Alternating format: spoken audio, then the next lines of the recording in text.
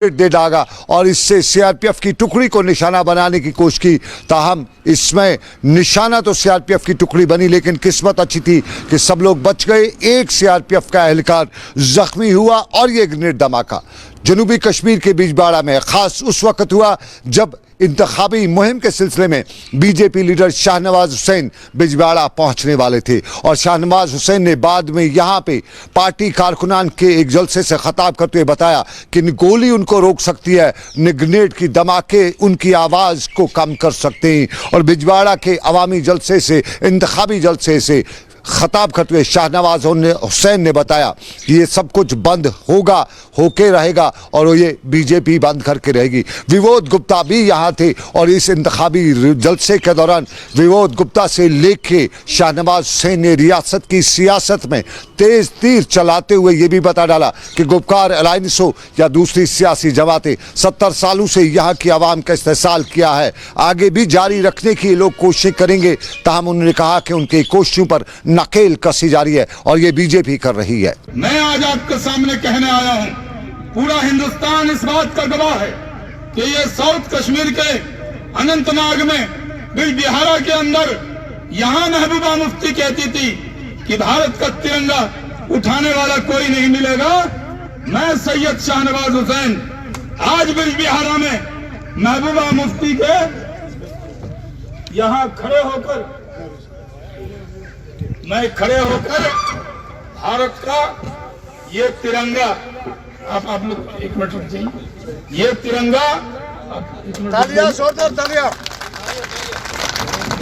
सब लोग इकट्ठे कर।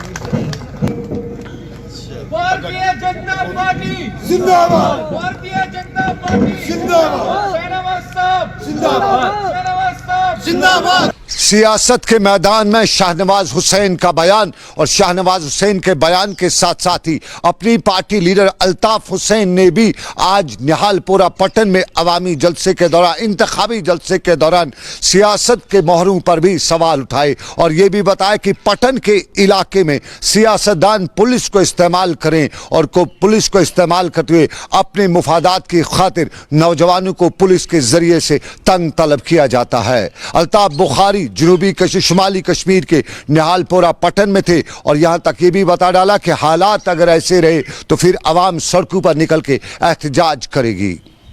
पूरे इलाके में नौजवानों को हरासमेंट की जा रही है, उन्हें मुख्तलिफ बहानों पे थानों में बुलाया जा रहा है, मुख्तलिफ चीज़ों में मुलविस करने की कोशिश की जा रही है। मैंने अपील की पुलिस से कि आप हमारे अपने लोग, आपने बहुत बेहतरीन काम किया है, इस रियासत में आपकी कुर्बानियाँ सबसे ज़्यादा, ये ना करिए, किसी भी सियासतदान के बेस पे ये ना करिए, हमारे नौजवानों का ना सताइए, हमें मजबूर ना करिए सड़कों पे आने के लिए। और मैं अपने नौजवानों को वादा करता हूँ, आश्वासन दिलाता हूँ कि जहाँ पर भी कोई आपके साथ ऐसी कोई ज्यादती कर रहा है, आप हमारे साथ रब्ता करिए और हम देखेंगे, उसको नंगा करेंगे जो सियासतदान आपको ये सब कुछ सता कर रहा है। सर दूसरा सवाल, सर आप लोगों को वोट मांग रहे हैं कि हम पर भरोसा करो, लोग आप पे भरोसा क्यों करें? देखिए साहब, लोगों के लिए इंसान को एक उम्मीद तो रखनी है और मेरा मानना है कि अल्ताफ बुखारी और अपनी पार्टी सच के रास्ते पे निकली है।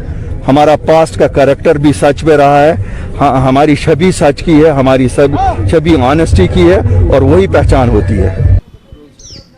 इंतखाबी मुआरकों के दौरान बयानात और इन्हीं बयानात के पस मंज़र में हालात और वाक़ात और इन्हीं हालात और वाक़ात के बीच में कश्मीर में 7 फेजेस मुकम्मल हो चुके हैं बीडीसी इंतखाबात के लिए। कहीं अच्छी खासी पोलिंग भी देखी गई, कहीं सकूत भी देखा गया, सन्नाटा भी देखने को मिला। साउथ कश्मीर में सकूत तो टूटा था, सन्नाटा तो ख़त्म हुआ था, लेकिन 7 फेजेस के दौरान वोटिंग परसेंटेज कम ही रही। नॉर्थ कश्मीर हस्बे रिवायत वोटिंग परसेंटेज में ऊपर रहा और कुपवाड़ा से लेके बारामूला और बारामूला से लेके बांडीपोरा और गांदरबल सभी जगहों पे लोगों ने अच्छी खासी पोलिंग में हिस्सा भी लिया। कल नॉर्थ कश्मीर के कुपवाड़ा के कुछ ब्लॉक्स में वोटिंग हो रही थी और जिस तादाद में लोग निकल के आए थे, जिस तादाद में लोगों ने वोट डाले, उस तादाद को देख के हुए लगता था कि जमहूरियत पर यकीन है, पक्का यकीन है। वोटरान से बात की गई तो वोटरान ने तरह तरह की बातें भी की, कुछ बहानेबाजी भी की, कुछ कुछ इल्ज़ामात भी लगाए, लेकिन अक्सर तादाद वोटरान की ना तो सियासी जमातों के साथ दिखाई दे रही थी, ना ही कश्मीर के हालात और वाक़ात के बीच में फंसे हुए ये अवाम यही चाहती थी कि किसी न किसी तरीके से अवाम को एक राहत की सांस नसीब हो, इसलिए वो वोटरान बाहर निकले हैं। वोटरान से जब हमने बात की तो अक्सर का ये भी कहना था कि उनके अवामी नुमाइंदे न होने की वजह से पिछले 1.5 साल के दौरान बुनियादी मसाइल से वो कोसों दूर रखे गए हैं। नॉर्थ कश्मीर के लोलाब के सोगाम के इलाके में 2 दिन के दौरान हमें यही मालूम हुआ कि वहाँ पे बुनियादी सहूलियात का फुकदान है।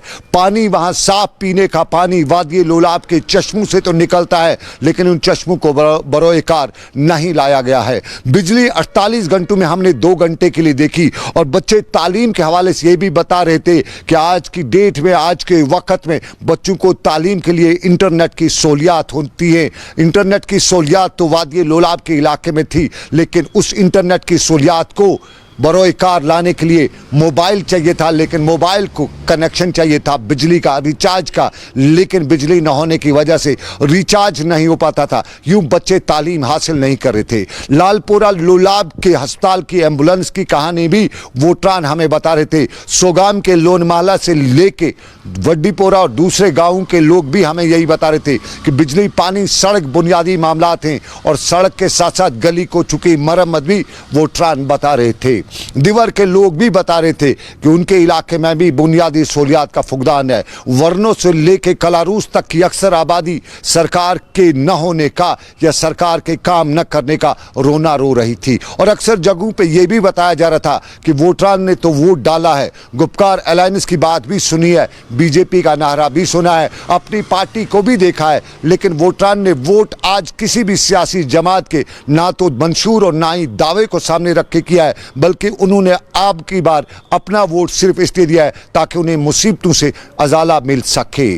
वादी लोलाब के इस दौरे के दौरान दर्दपुरा के लोगों ने हमें बताया कि आज के डेट में भी उन्हें बेगार पे लिया जाता है, चाहे वो बेगार सरकार के रेवेन्यू डिपार्टमेंट की हो या वो बेगार सरकार के फॉरेस्ट डिपार्टमेंट की हो, बेगार पे ज़रूर लिया जाता है। दर्दपुरा में हमें कुछ खवातीन ने यह भी बताया कि उनके इलाके में वो खवातीन जंगलात से लकड़ी लाते हैं, जिसे वो गड्डी कहते हैं, और जंगलात से लाने वाली ये लकड़ी की गड्डी में से कुछ हिस्सा महकमे जंगलात के मुलाजमीन को देना पड़ता है, तभी वो जंगल से लकड़ी निकाल पाते हैं। कुछ ने यह भी बताया कि कुछ इलाके के असर रसूख पुलिस के नाम पर बताते हैं कि पुलिस को भी ये मामला देना पड़ता है, यानी जंगलात की गड्डी से हफ्ता उन्हें पुलिस थाने भी पहुंचाना पड़ता है, लेकिन उसकी तस्दीक नहीं हो सकी। वहां के हालात वाक़ात देखने के बाद मालूम हुआ कि लाकानूनियत शायद कुपवाड़ा के ऊपरी इलाकों में अच्छी खासी तरह से फैली हुई है, लेकिन कश्मीर के साउथ कश्मीर के इलाकों में जब हम गए तो अक्सर जगहों पे हमें बुनियादी सहूलियात के फुकदान का भी रोना रोया गया।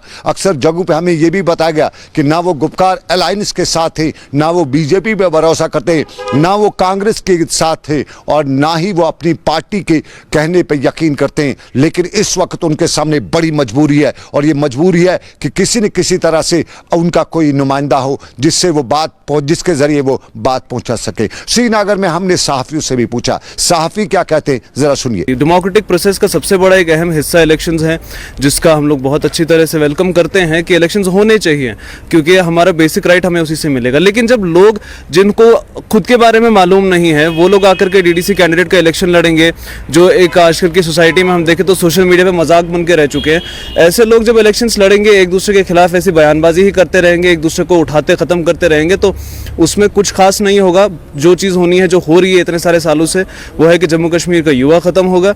जो हो रहा है होता आ रहा है, और अगर ऐसे ही चलता रहा तो आगे भी यही होता रहेगा। इलेक्शन अगर होता डेवलपमेंटल फ्रंट पे तो जम्मू कश्मीर का युवा सामने आकर के इलेक्शंस डालता। हमने इलेक्शंस में वोट डालते हैं, हमने देखा पिछले दिनों में किस तरह से लगातार जो लोग हैं वो पार्टिसिपेट कर रहे हैं इलेक्शंस में, लेकिन वो एक एजेंडा पे पार्टिसिपेट कर रहे हैं। एजेंडा ये है कि जम्मू कश्मीर से भाजपा को बाहर रखना है, एजेंडा ये है कि जम्मू से बीजेपी जो है वो अपना एजेंडा लेकर आई है कि एनसीपीडीबी को बाहर रखना है। तो एक दूसरे को ख़त्म करने के एजेंडे पर लोगों का इस्तेमाल क्यों किया जाए, ये सबसे बड़ा सवाल रहना चाहिए है।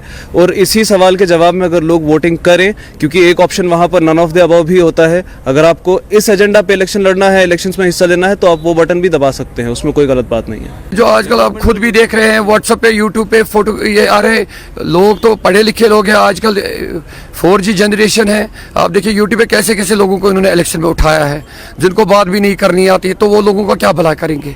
आप देखिए आजकल यूट्यूब पे कैसे कैसे आपको वीडियो आपके अवेलेबल है, जो कैंडिडेट इसमें पार्टिसिपेट कर रहे हैं उनको तो बात भी नहीं करनी आती, वो लोगों की डेवलपमेंट क्या करेंगे।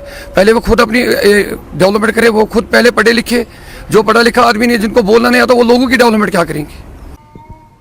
ये कश्मीर के सियासत के पायदान सहाफ़ी भी कहते हैं, आम शख्स भी कहते हैं, और कश्मीर का इंटेलेक्चुअल तबका भी इन DDC इंतखाबात के हवाले से बात वही करता है। DDC इंतखाबात का एक और मरहला अभी बाकी है, उस हवाले से भी सरकारी सतह पर इकदाम उठाए जा रहे, सिक्योरिटी मामलात पर नज़र रखी जा रही है, और वोटरों को लुभाने की कोशिश, उम्मीदवार वोटरान को लुभाने की कोशिश करें। लेकिन दिल्ली का मामला भी अभी तक बना हुआ है। 22 रोज लगभग हो गए, और 26 नवंबर से दिल्ली के आसपास से किसान जो निकल के आए थे आज भी दिल्ली में ही डेरा डाले हुए। कल एक जबरदस्त डेवलपमेंट हुई थी, यूं कहें एक दिलदोज हादसा भी हुआ था, और कल बाबा सनत राम सिंह ने अब खुदकशी भी की थी। सुसाइड नोट में उन्होंने लिखा कि वो सरकार की कोताहियों के खिलाफ बतौर एहतजाज खुदकशी करें, और उसके बाद सूरत काफ़ी कशीदा भी हुई। मुल्क भर में किसानों के एहतजाज में रैलीज भी निकाली गई, और आज भी जम्मू कश्मीर में ये सूरत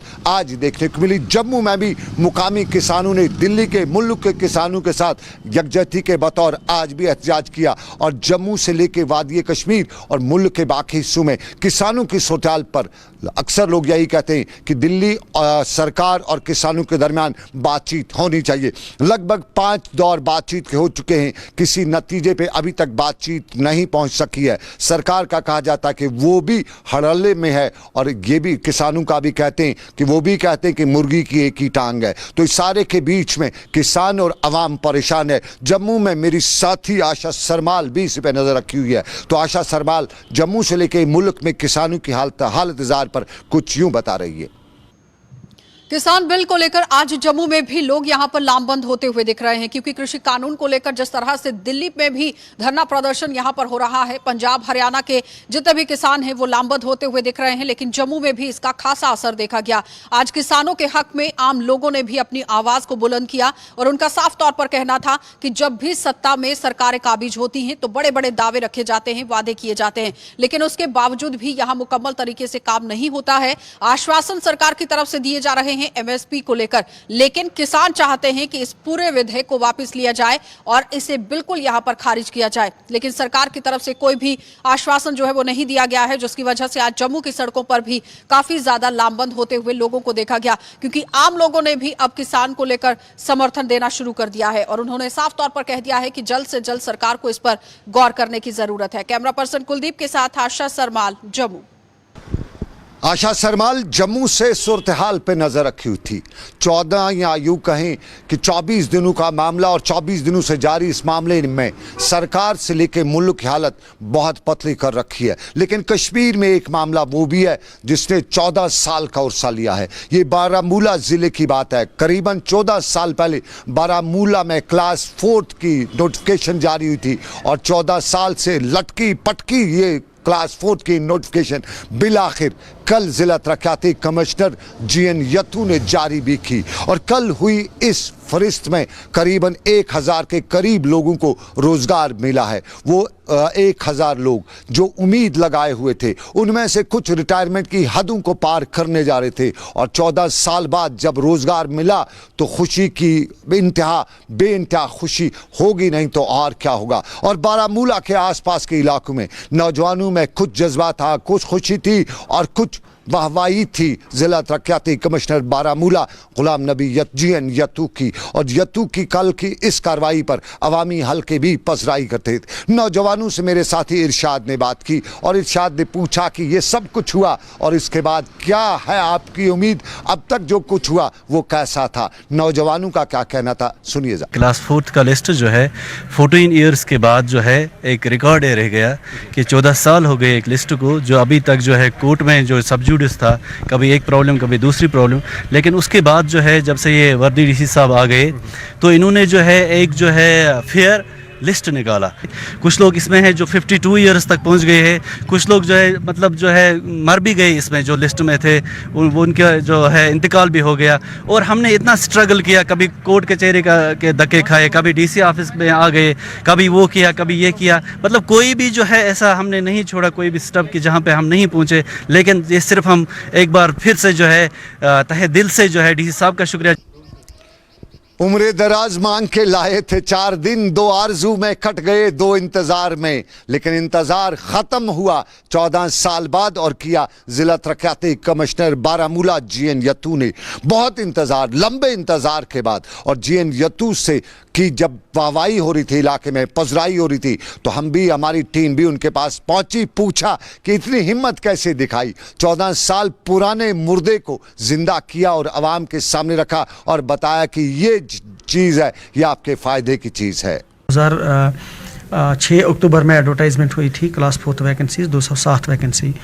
तो उसके बाद जो है ये इसका इंटरव्यू भी और बाकी प्रोसेस भी चला और 2013 तक आते आते इसमें काफ़ी लिटिगेशंस हो गई और लिस्ट जो है फाइनली जो है वो कंप्लीट नहीं हो पाया और फिर बाद में और भी लिटिगेशंस हो गई एंड अल्टीमेटली ये जो है सिलसिला ऑनरेबल सुप्रीम कोर्ट तक पहुंचा और ऑनरेबल सुप्रीम कोर्ट ने फरवरी 2020 में डायरेक्शन दे दी कि जो है नए सिरे से पूरी सिलेक्शन प्रोसेस को कंप्लीट किया जाए।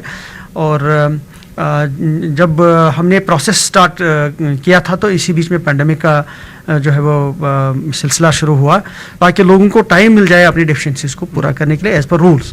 तो उसके बाद जो है हमने शॉर्ट लिस्टिंग बाज़ाब्ता तौर पर करी और जो कि हमने एक कमेटी उसके लिए सिलेक्शन कमेटी बनाई गई थी जिन्होंने क्राइटेरिया बाज़ाब्ता तौर फिक्स किया।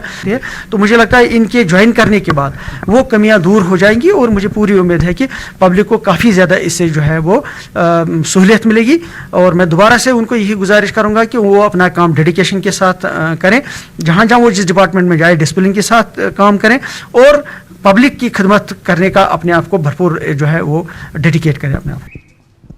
ये बारामूला की खबर, लेकिन हंदवाड़ा नज़दीकी इलाका है और हंदवाड़ा के नौगाम के इलाके में दिलदोज हादसा पेश आया है। दौरान शब आग के एक दिलदोज वाक़े में करीबन 22 दुकानें खाकस्तर हुई हैं और ये हंदवाड़ा के नौगाम सेक्टर में फ़ौज के 17 इन्फेंट्री ब्रिगेड में वाक़ शॉपिंग कम्प्लेक्स में आग नमूदार हुई है। और बताया जाता है कि आग एक दुकानदार की दुकान से नमूदार हुई जिसने पूरे कम्प्लेक्स को फ़ौरन अपनी लपेट में ले लिया और यूं आग बुझाने वाले अमले ने बरवकत कार्रवाई की, आग पर काबू पा लिया। लेकिन जब तक आग पर काबू पाया जाता तब तक पूरे इलाके की, पूरे कम्प्लेक्स की दुकानें, कम्प्लेक्स खाकस्तर हो चुका था।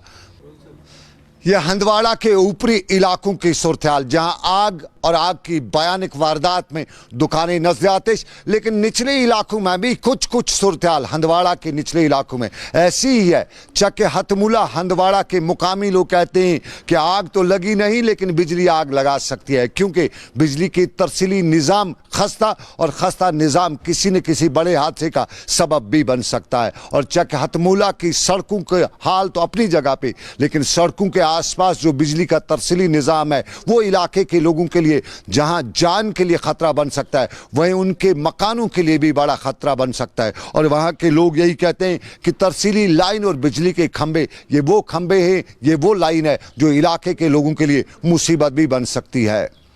सजाद साहब आय नेशनल वाली मोहम्मद रमजान चौधरी साहब कह फायदा दिवान ये महलस क्या ट्रांसफार्म चूल्ह हथ चूल्ह हथ दिवान टोटल ट्रांसफार्मर योर कह ट्रांसफार्मर आज सह त्रेट अक गो होत महलस लाइट कुन यह क्या खुदा मेहरबानी दिख सोलर खेच अम तल खुदा मेहरबानी कर नत कह हिसाब किताब ये महल बिजली फीस दिवान अगनस दगन बराबर रेत पद रेत बराबर back to village first second तथ में दबो पोल दिमो ट्रांसफार्मर दिमो पोल कस दित माज शरीफ क्या पोल कस बस 3 पोल दित बाकी न कहें पावर कह लाइट लाइट अख लजिक मस्जिद जनीक वापस थम्ब आए कूट आए योर टेंथ चला एग्जाम तो शुरू को मुश्किल पढ़नस में तू जबरदस्त जबरदस्त पावर आमत रात पे पावर के बिजली खरोक वरिया बिजली 4 वनस कोता पे भरन अकिस बचस पे 4 भरन बिकिस बचस ते यम साथ योर वोट हिन तम साथ वुचा यम साथ वोट मन तम साथ वुचा पत कह वुचा ये बुत वुचा कसो बुत सजाद लोन बनिया चौधरी बनिया मोहम्मद सुल्तान हाजी बनिया कहाँ आनस तह मुश्किल की तह यतनस सतावन तह कहीं आन योर। ये हंदवाड़ा के बिजली का तरसीली निज़ाम, लेकिन श्रीनगर के नज़दीकी इलाका बडगाम के वरीपोरा के इलाके का एक कम्प्लेक्स बडगाम म्यूनसिपल कमेटी के मुताबिक गैर कानूनी था।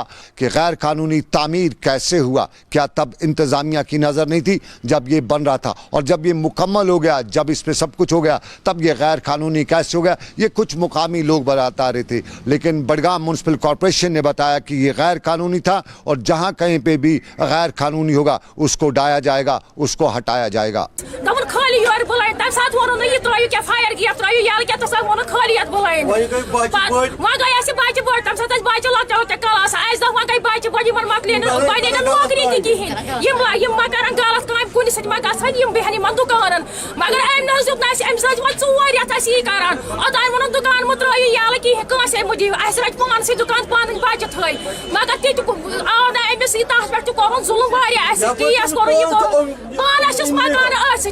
परमिशन कहें दुकान दुकान मज फोर त्रा सह पे सैकल पे तुम वो 6 दुकान थमिस लोन हुत तम परमिशन कहें दपस कागज अगर चे सैकल पे योतामस त्रा।